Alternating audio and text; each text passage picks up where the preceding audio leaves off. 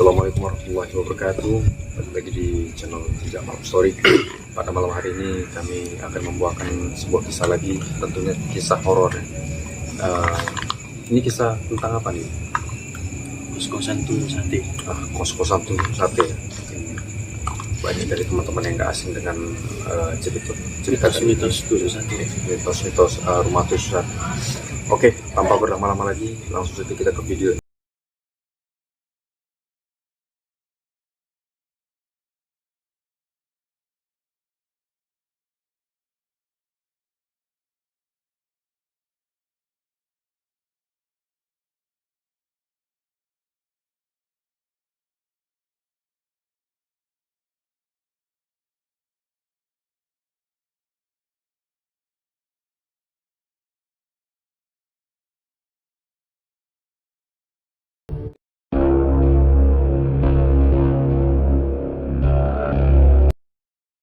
Ini gimana nih kisah yang mungkin teman-teman di rumah pada penasaran dengan Mitos tuh sate yang sering terjadi. Iya, ya. Nah, jadi cerita kali ini tuh tentang kos-kosan tuh sate yang berasal dari Jawa Barat, Bogor tepatnya. Jadi cerita ini tuh tentang mereka itu ngekos di kos-kosan tuh sate ini karena kerjaan. Iya. Nah, jadi ceritanya ada 4 kawan. Dia ini kerja di salah satu pabrik gula atau pabrik apa gitu, pokoknya pabrik gitu. Jadi rumah mereka ini cukup terbilang jauh dari pabrik tersebut gitu kan. Nah, sekitar mungkin kalau dari rumahnya ke situ, aku gak tahu rumah mereka ini di mana ya tepatnya.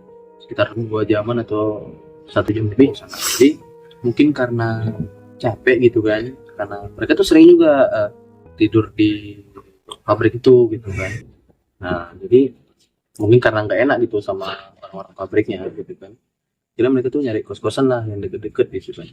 Tapi ada kawannya ini yang 2 orang rumahnya deket-deket situ juga gitu, tapi mutusin sama-sama lah ngekos kira gitu kan.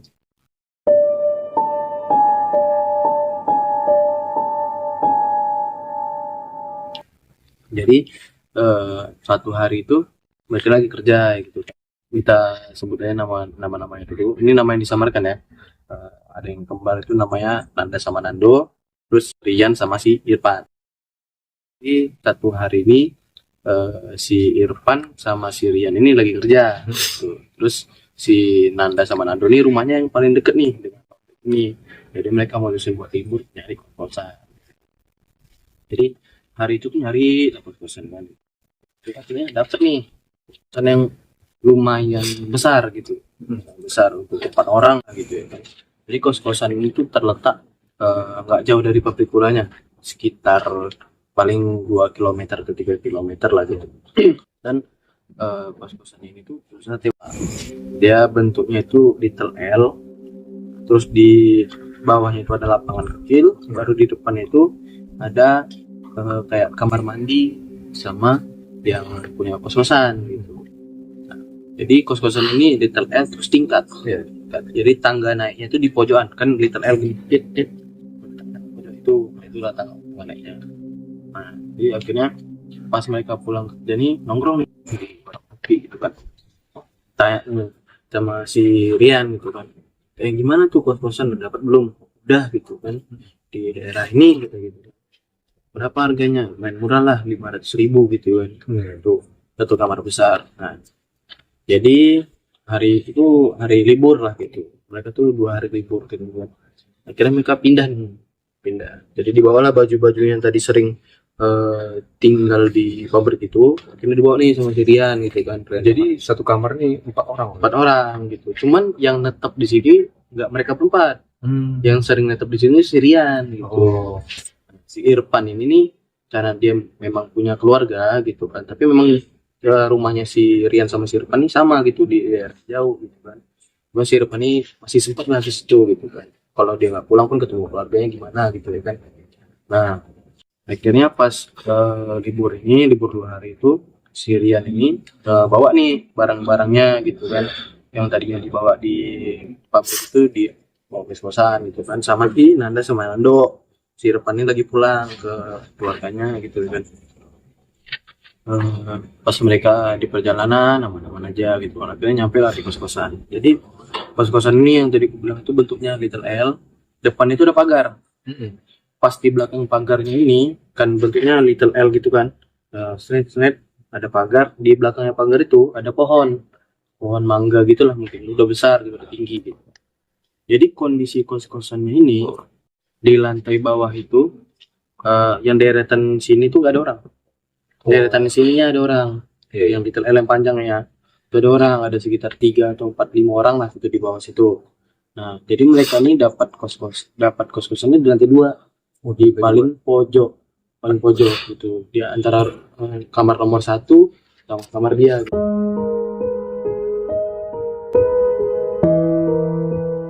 Nah, akhirnya pas nyampe di kosan, masuklah mereka gitu ya kan. Jadi si Nanda sama Nando ini udah pegang kunci gitu. Di lantai 2 ini yang ada orang tuh cuma 3, termasuk dia gitu. Jadi nomor 1, nomor 2 sama nomor 4 gitu. Yang lain tuh kosong semua gitu. Jadi sekitar ada berapa kamar gitu, satu daerah itu mungkin ada 9 atau 8 kamar gitu kan. Kamar ke 10 itu di sini, sebelah sini sama 12 gitu. Jadi ada 3 kamar yang datang sini. Nah, jadi masuk ke mereka ya kan. Jadi pas di situ tuh si Nanda sama si Nando ini punya urusan lain gitu. Akhirnya si Rian sendirian gitu kan. Jadi si Rian lah yang beres-beres kamar itu. Dia sih nggak apa-apa gitu kan, karena kawan-kawan yang lain tuh punya urusan gitu ya. Akhirnya si Rian beres-beresin. Nah, selesai beres-beres nih, si Nanda sama si Nando ini datang gitu kan. Saya beres-beres. Akhirnya mereka duduk tuh, itu sekitar jam-jam 4 sorean gitu. Nah, duduk merokok lah gitu kan. Main-main gitar dari luar. Terus si Rian ini nanya sama si Nando, "Do, sini sepi kali ya?" Kayak gak ada orang. Gak tahu gua, katanya gitu kan. Emang yang dapat di sini gimana, yang gede gitu kan, 500.000. Oh ya udah sih, di bawah pun gue lihat gak ada orang gitu kan. Jadi kos-kosan ini ceritanya orang-orang pekerja semua, yang baliknya tuh malam semua gitu kan. Jadi kalau memang kalau pagi sampai sore itu sepi kayak gitu. Nah, akhirnya sekitar habis maghrib atau habis isya gitu, si mereka ini masuk dalam gitu kan, main-main di dalam lah gitu. Jadi di pertengahan subuh ini, sekitar jam-jam 4 sebelum subuh lah pokoknya, si Rian ini mau kencing gitu ya.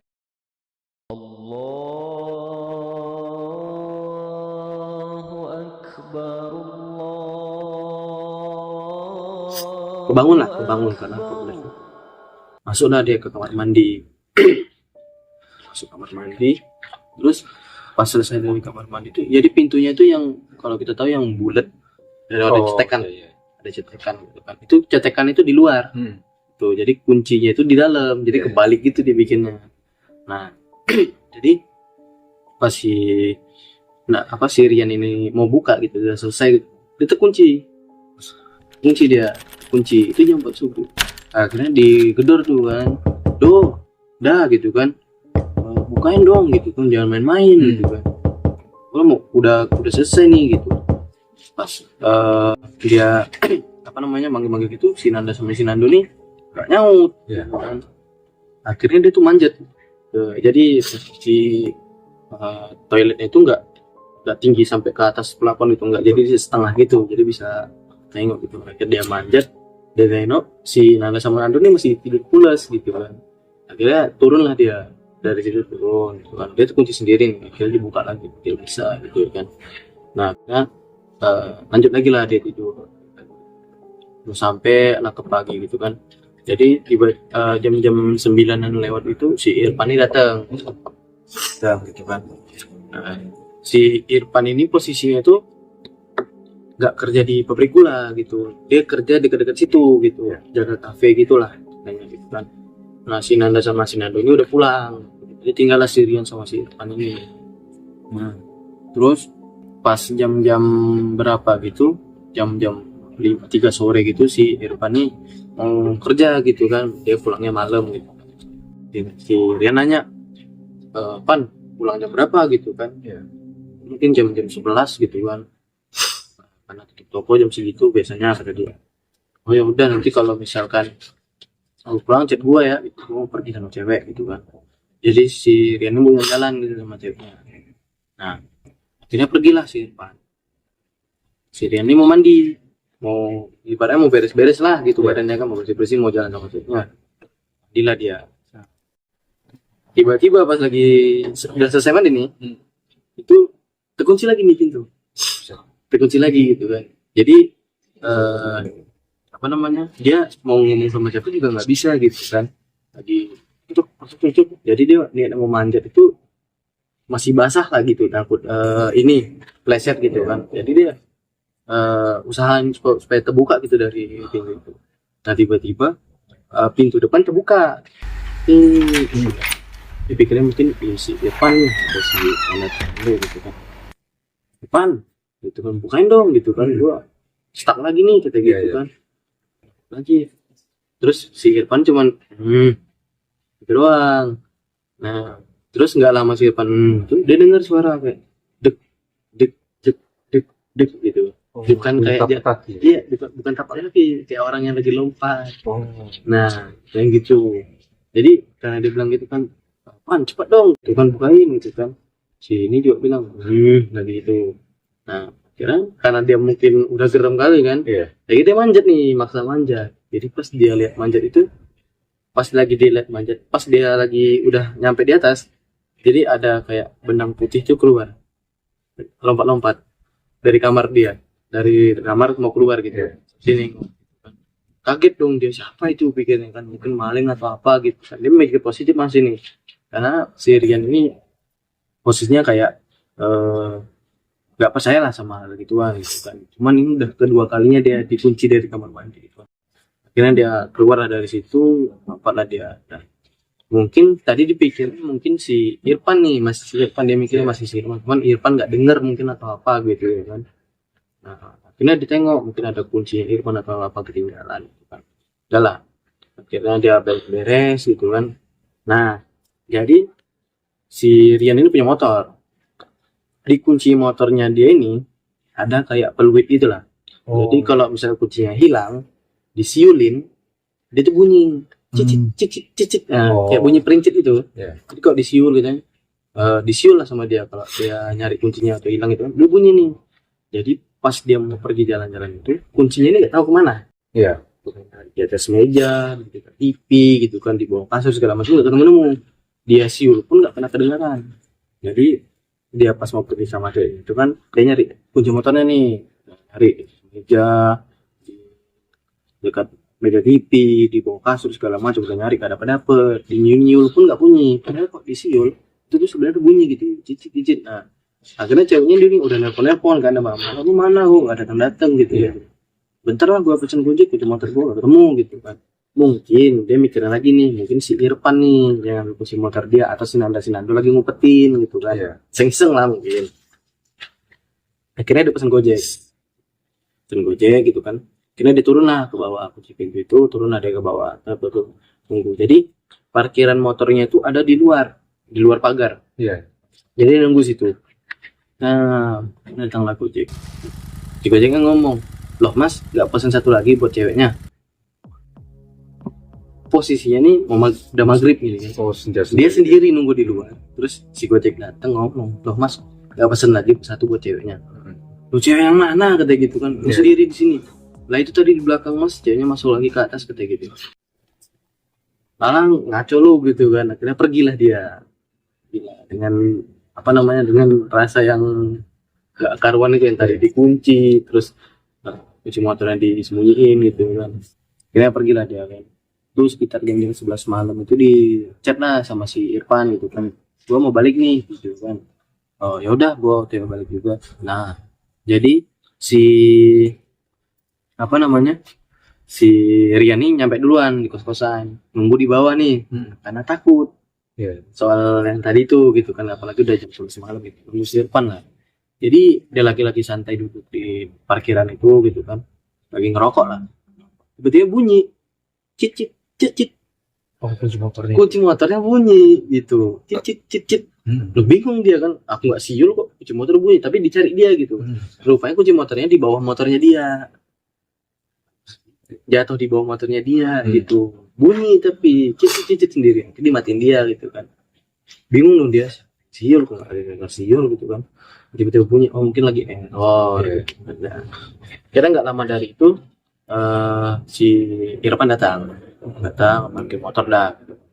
Kira mereka naik gitu kan. Terus posisinya si Rian itu di depan, si Irfan di belakang. Ini jadi cerita dari bagian si Irfan ya. Jadi si Irfan pas lagi korin dia itu, si Irfan ini sempat ngelihat ada kaki gelantungan di pohon mangga itu. Cuman sekilas gitu aja kayak gini, gitu aja udah sekilas dia nengok gitu. Cuman dia udah rada-rada ngeri nih gitu. Nah pas lagi jalan itu udah ngelewatin pohon mangga itu, tiba-tiba ada kayak ada yang jatuh gitu kan, gitu. Terus ikutin tek, di belakangnya si Irfan. Nah dari versinya si Rian, si Irfan ini tiba-tiba ngedahuluin dia cepet gitu kan. Baru cuma cepet-cepet banget pan gitu kan, pelan-pelan aja nampak. Dulu lah gue capek gitu. Nah, mungkin si Irfan ini nutupin takutnya dia gitu.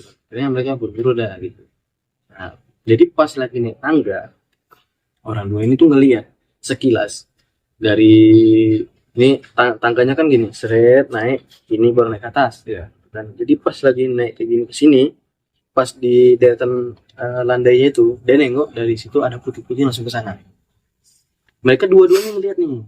Itu kondisinya malam atau malam jam 11 malam itu pas Irfan pulang kerja. Nah mereka ini saya ngeliat-liatan, lu lihat pan, lihatnya apa anda itu, gak tahu, coba kita cek dah gitu kan. Akhirnya mereka nih ngecek gitu kan, berani-beraniin, naiklah mereka ke atas nengok.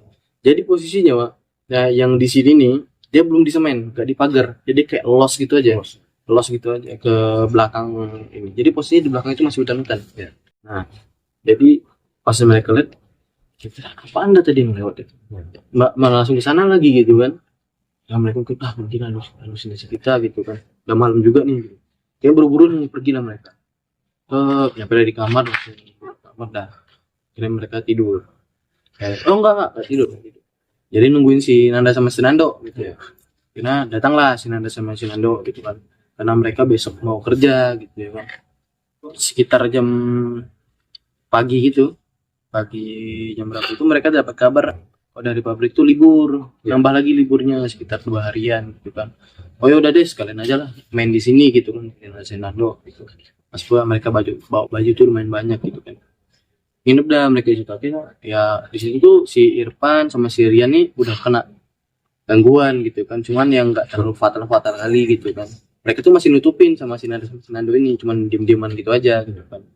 Nah tibalah pas hari kedua atau ketiga gitu, mereka lagi nyantai, jadi lagi duduk-duduk nih jam-jam 4 atau jam 3 sore gitu, di depan itu main-main gitar lah, biasa main gitar, merokok gitu ya kan. Akhirnya si Nanda ini nggak ada. Nah itu udah masuk jam-jam 8 malam gitu kan, habis mau isya-isyaan gitu. Nah jadi si Rian ini nanya sama si Nando, mana si Nanda gitu kan, kok nggak nampak gitu kan. Gak tahu gua, katanya mau pergi tadi gitu kan, coba chat aja dah gitu. Udahlah sekalian titip lah gorengan atau apa gitu buat makan gitu, ya lah gitu. Kira mereka masuk nih, udah di chat lah. Sekitar jam 9 malam si Nanda datang. Nah terus Nanda langsung nyeletuk nih kan, siapa dah cewek di ujung sana cantik banget gitu. Siapa cewek? Ada nengok cewek gitu kan. Jadi di kamar paling ujung, di kamar nomor 8 atau nomor 9 lah, kamar paling ujung pokoknya. Baru siapa sih Nda gitu kan. Aku tinggal di sini nggak pernah dapet cewek lah di atas gitu kan. Ya paling yang di sebelah ini gitu kan, itu pun istrinya abang itu gitu kan. Enggak, yang di ujung sana gitu, cantik banget gitu kan. Wah putih kali lah katanya gitu kan. Ya wajar lah laki-laki gitu kan ngomongnya gitu kan. Ya udah besok pagi mau ke sana dah gitu, tengokin gitu kan, atau bisa dapat nomornya, ya kali ya gua kan jomblo kata gitu. Nah jalan kan, akhirnya bermalam lah mereka itu. Nah besok paginya itu sekitar jam 6 jam berapa itu, si Nanda ini sama si Irfan iseng-iseng nih mau nengok situ gitu kan. Sekalian memang masih pagi gitu kan, mau jogging gitu kan. dengan alasan kayak gitu, padahal dia mau lihat cewek itu gitu. Nah pulang-pulang mereka nih kayak keheranan gitu. Kenapa udah dapat nomor ceweknya? Agak ada orang di ujung katanya gitu. Kosong kamarnya katanya gitu kan. Lah ya kemarin lu lihat di mana? Ya di situ katanya gitu. Jadi pas gue lihat di dalam tuh gak ada apa-apa katanya gitu. Kosong melompong gitu. Jadi mereka ini pakai jendela yang bisa ya kacanya banyak terus bisa dibuka gini gitu loh. Nah gitu. Jadi pas dia nengok ke dalam itu nggak ada gorden gitu kan. Kosong semua. Melompong. Ah lu salah lihat kali. Enggak serius. Orang gue negur kok gitu. Mbaknya juga bilang iya gitu. Ah tau lah gua gitu kan urusan lu lah gitu kan. Iya. Akhirnya itulah gangguannya Sinanda gitu kan. Terus hari-hari berlalu lah, terus si Nando nih sakit, cuman dia ini sendirian lah di kos. Si Nando ini sakit, terus si Nanda, si Ian sama si Irfan nih udah kerja nih di pabrik. Si Irfan ini udah pindah ke pabrik gitu kan, kerja mereka, jadi tinggal si Nando sendirian. Sebenarnya pertamanya si Nando mau diajak si Nanda pulang gitu kan, pulang nggak ke rumah gitu kan, jangan di sinilah sendirian gitu kan, nggak apa-apa lah gitu, di sini aja gua gitu kan. Sekalian menyendiri dulu kata gitu, kalah gitu kan. Pergilah mereka kerja. Jadi seharian tuh si Nando ini di kamar ya, terus dia itu nggak keluar rumah lah gitu. Nah pas jam berapa itu, sekitar jam 2 siang, si Nando nih kedengar nih suara orang kayak lagi masak gitu di dapur. Jadi posisinya dapurnya ini cuman disekat aja pakai triplek. Oh, Nah triplek gitu. Nah si Nando ini heran gitu kan, dia ini bangun tidur gitu kan, siapa yang masak, mungkin orang ini udah pulang atau apa gitu kan. Pas dia keluar kamar, jadi di dalam kamar itu ada kamar lagi nih, di kamar kosan itu ada kamar lagi kecil. Jadi di kamar itu dia pas dia nengok cek dulu nggak ada apa-apa gitu kan. Nah nggak ada apa-apa. Pas dia ngecek ke dapur pun nggak ada apa-apa, padahal dia dengar tuh suara kayak orang lagi masak gitu kan. Nah karena dengar itu dia lapar, kira dia keluar lah mau beli makanan, pintunya dikunci di bawah. Nah pas habis selesai beli makanan ini, dia kan pulang lah dia. Terus dia bingung nih, kuncinya di mana? Nggak ada di gocek gitu kan. Akhirnya dia itu buat maksa masuk lah gitu kan, entah ketinggalan atau apa nggak tahu lah dia kan, padahal dia kunci tadi di kamar. Akhirnya dia tuh kedengar nih dari dalam suara kayak rame gitu, dep dep dep dep dep dep, suara kayak lompat. Akhirnya dari lubang kuncinya itu ditengok dia, nampak itu lubang kuncinya itu ada pocong warna hitam lagi lompat-lompat di dalam kamar, lagi keliling. Dep dep. Takut dong gitu kan, itu masalahnya sore-sore nggak ada orang gitu ya kan. Nah si Nando udah dikerjain nih gitu kan, si Nando ini takut gitu kan. Akhirnya nelfon si Nanda gitu kan, suruh pulang cepet gitu kan, takut kenapa-napa nih di sini gitu kan. Pulanglah dia. Jadi mereka ini masing-masing punya kunci serep, punya kunci masing-masing. Nah akhirnya si Nando ini tunggulah di depan gitu kan, udah lama gitu, sejaman dia di depan gitu kan, karena nggak berani naik ke atas. Nah si Nanda pulang, terus kayak ngapain lu di luar, dulu lagi sakit nanti kan angin. Udah nggak apa-apa gitu, cepet lah naik ke atas ayo gitu. Udah naik ke atas, mana kunci lu, hilang, bisa masuk gua. Oh jadi si Nando ini nggak cerita kalau dia ngapain tadi. Akhirnya si Nanda masuk duluan lah gitu kan, tengok mana-mana aja nih ya kan. Akhirnya pulang lah mereka semua, kumpul lagi gitu kan. Nah sekitar jam mereka tidur. Posisi tidurnya itu ini Rian, ini Irfan, ini Nanda, ini Nando di paling pojok gitu kan. Si Irfan sama si Nanda ini di tengah, si Rian ini paling ujung. Nah sekitar jam 3 subuhan si Irfan ini kebelet. Sebelum masuk kamar mandi, dia itu ngedengar suara orang lagi mandi. ada orang mandi. Ya, suara orang lagi mandi. Jadi tengok dia tuh, ditengok dia kawan-kawannya, si Rian, si Nanda sama si Nando masuk ke situ. Jadi pas orang yang udah tengok lagi tidur semua gitu kan, si Irfan ngedor kamar mandinya gitu kan, deg gitu. Dan do keluar dong gitu kan, lu kebelet nih gitu kan. Terus yang dari kamar mandi ini ngomong, beraman lagi nih gitu. Tapi dia tengok lagi orang kawan-kawannya itu ada semua, gitu kan, ada semua. Jadi bingung nih siapa di kamar mandi gitu kan. Masih ada tuh suara airnya gitu kan. Nah, jadi pintunya kan kuncinya ya cetakannya dari luar nih, itu dibuka paksa. Dibuka paksa di Dibuka dalam paksa gitu. dia. Enggak, dibuka paksa dari luar Di gitu. luar. Der, gitu. Ditengok ke dalam tuh gak tahu siapa. Kosong gitu. Kosong. Nah, jadi kencing lah dia. Udah selesai, baru nyambung tidur lagi nih. Tidur lagi. Nah, jadi si orang ini nih, si Irfan nih ngambil libur gitu kan setiap hari itu. Si Nando pun udah sehat gitu ya kan. Nah, jadi pas dia ini tinggal sendirian di situ, si Rian, si Nanda sama si Nando udah pergi nih, udah kerja gitu kan. Si Irfan lagi libur gitu kan. Nah, pas dia di sendirian di kamar ini, dia tidurnya udah di kamar, di ruang tamunya itu, di tempat mereka tidur tadi gitu kan. Nah, pas lagi dia golek-golek main HP gitu kan, dia ini tidurnya ketiduran gitu, sekitar jam-jam 10-an gitulah. Jadi si Irfan ini punya pacar juga. Jadi pas lagi tidur itu si dia tuh bangun sekitar jam-jam 4 sore gitu kan. Terus udah banyak tuh panggilan-panggilan masuk dari ceweknya gitu kan. Nah, terus ditelepon lah. Ya, kenapa gitu kan? Kenapa nelpon banyak kali gitu kan? Dia bilang, "Lu gila ya?" kata gitu. "Lu nelpon gua PC-PC tapi nggak ada mukanya," gitu. Cuma suara geram-geraman aja. Jadi PC-nya itu HP-nya itu ngadep ke loteng. Tuh durasinya panjang kali gitu. Dipikirnya entah si Irfan sakit atau apa gitu kan, jadi diangkat. Cuma suaranya, nah tuh jadi marah-marah, gua apa, marah-marah juga si Irfan itu kan, aneh-aneh aja nih gitu. Jadi pas si Irfan ini lagi baring-baring main HP lagi nih kan, jadi kepalanya celingak ke atas gini kan. Nah, jadi yang di bagian dapurnya tadi bilang kan tuh disekat sama triplek. Iya. Nah, dia tuh nengok ada kaki di situ. Jadi batas lutut sampai ke bawah, pakai dress warna pink. Nah, pakai dress warna pink. Jadi dia nengok nih, ini pandangan itu kasat gitu ya, kasat masih transparan. Jadi kalau dia tutup mata itu makin jelas tuh kaki bentukan kalau dia tutup mata gitu. Akhirnya dengan rasa penasaran itu dia nengok nih, apa sih yang ada di lantungnya di sini gitu kan.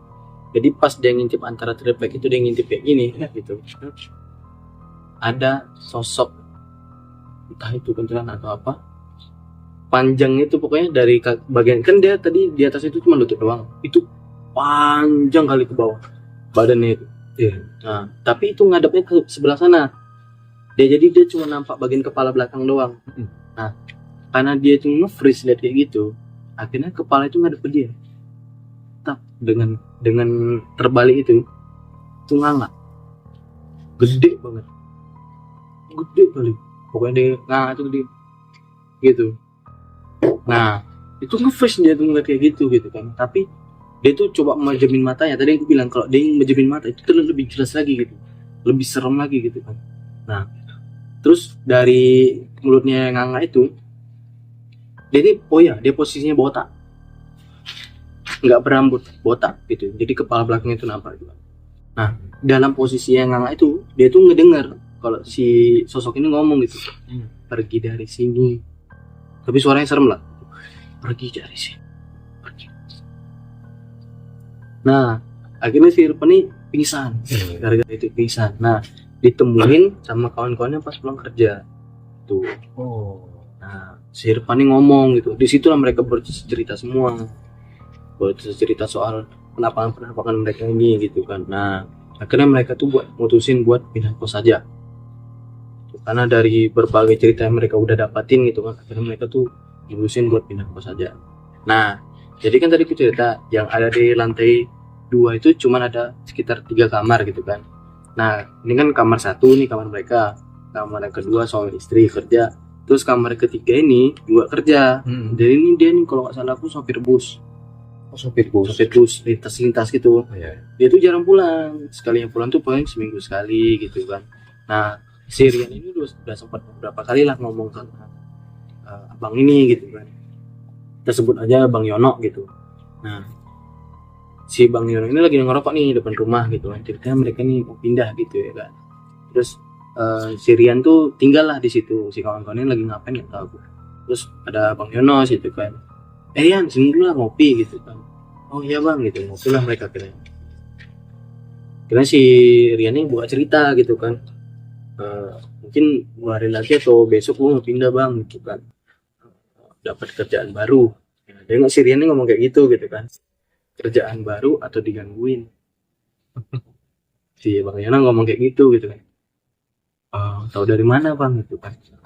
Alah udah biasa, yang di kamar satu udah 3 orang kok, keluar masuk, dan lu yang ketiga kata gitu. Masa sih bang? Ya jadi si Rian ini sempat cerita nih penampakan mereka.